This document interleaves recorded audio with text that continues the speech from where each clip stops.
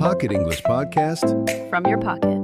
Everyone's laughing about Mia's trip, and you finally have the perfect sentence. I open my mouth, but someone jumps in.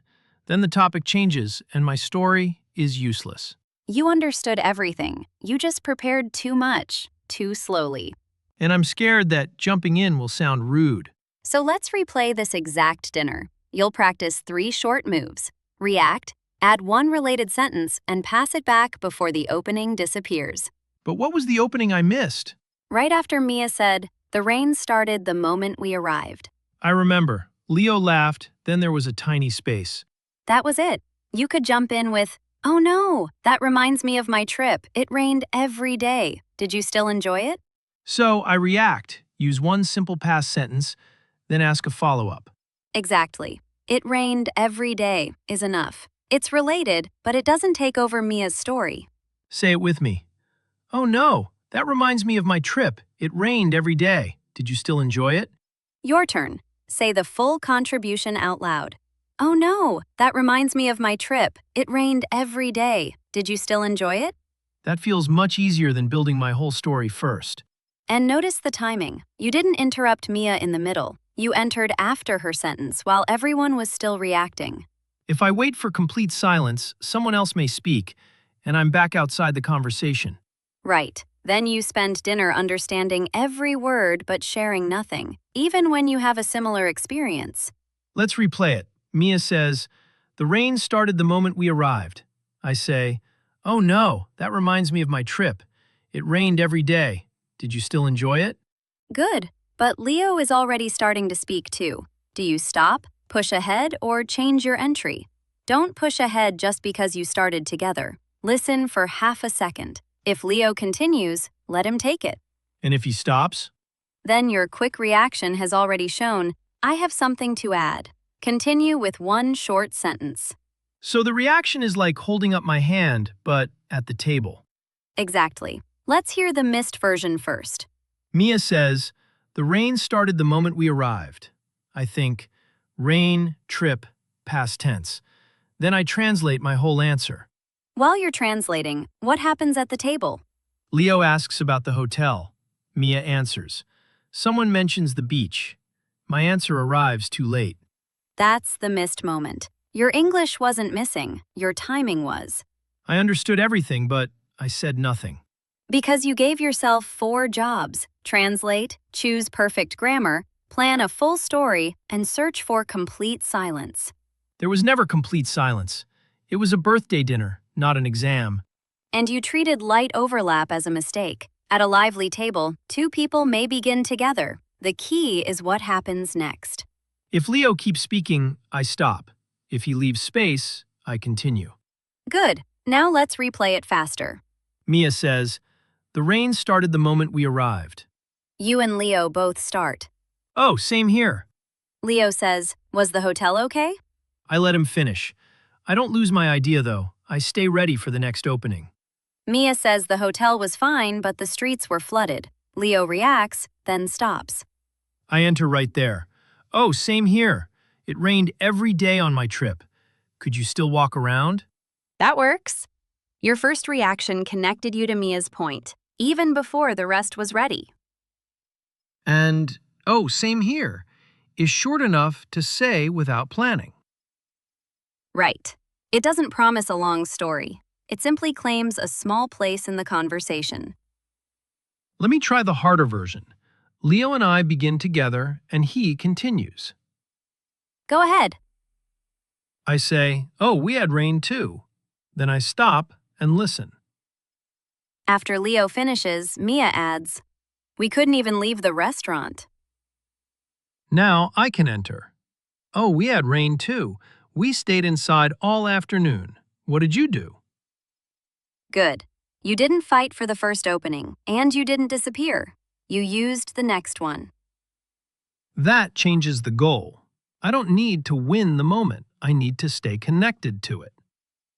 Exactly. Your turn can begin with only 4 words. "Oh, we had rain too." Say it with me. Oh, we had rain too. Now picture Mia finishing her sentence. Say your reaction immediately. before you build anything else. Oh, we had rain too. That gets me into the conversation. You're in. Mia is looking at you. How much should you say before you pass it back? Maybe 10 seconds? Not 10 minutes? Exactly. One short sentence is enough before you pass it back. I'm Mia again, still talking about the trip. Really? Oh, we had rain too. We canceled our beach picnic last Saturday. No way! What did you do instead? We went to a little cafe. Was your whole trip rainy? Only the first 2 days. Then the sun came back, and now everyone at the table has an easy way to continue. That felt almost too small. Small is the point.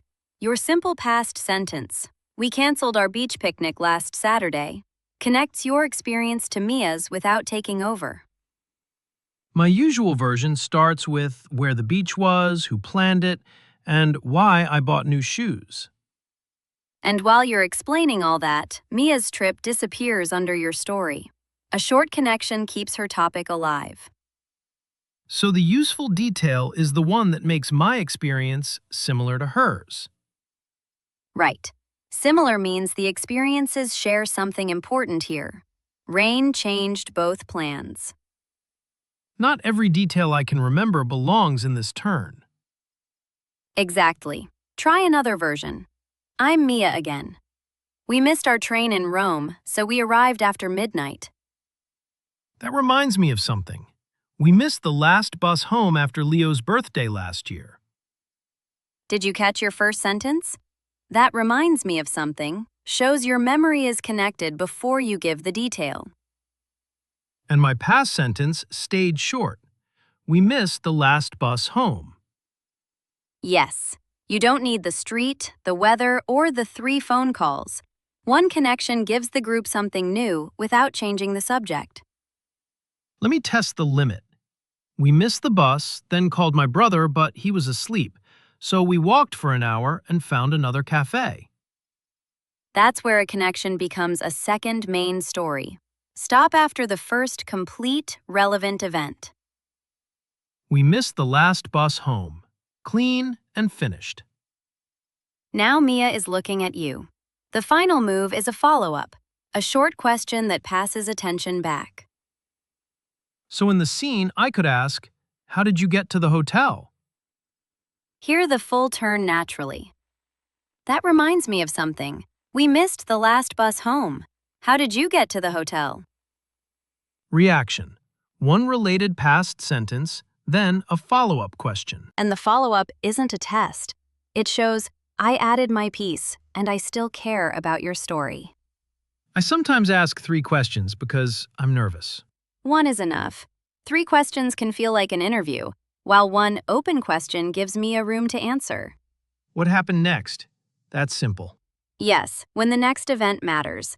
If Mia mentions food, you could ask, what did you try? Match the question to her last point. So I shouldn't prepare one magic question before dinner.